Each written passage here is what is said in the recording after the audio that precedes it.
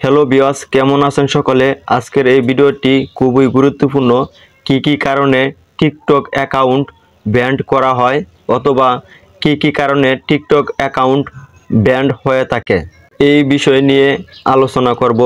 So আপনার যদি একটা টিকটক অ্যাকাউন্ট থেকে থাকে অথবা আপনার যদি একটি টিকটক আইডি থেকে থাকে, তাহলে আপনার এই বিষয় নিয়ে জানা খুবই জরুরি।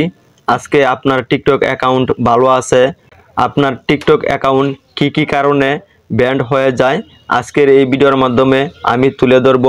সো বন্ধুরা, যদি আমার এই ভিডিওটি ভালো লাগে তাহলে ভিডিওতে লাইক দেবেন এবং চ্যানেলে নতুন হয়ে থাকলে অবশ্যই চ্যানেলটা সাবস্ক্রাইব করে দেবেন।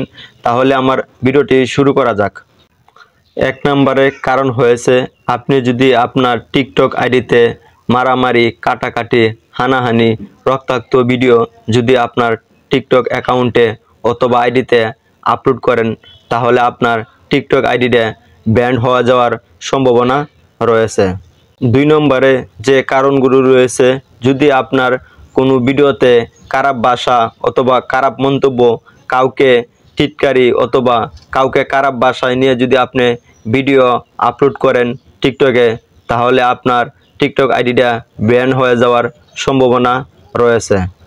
তিন নম্বরে রয়েছে, আমরা অনেক সময় টিকটক আইডিতে এবং অন্যদের ভিডিও ডুয়েট করে থাকি, মেয়েদের অথবা অন্য কারো ভিডিও ডুয়েট করে থাকি।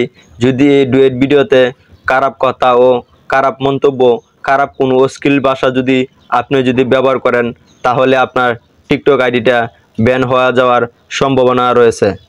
আপনি পারেন ডুয়েট ভিডিও করেন, কাউকে উস্কানিমূলক অথবা কাউকে কটু কথা, খারাপ কথা বলা যাবে না।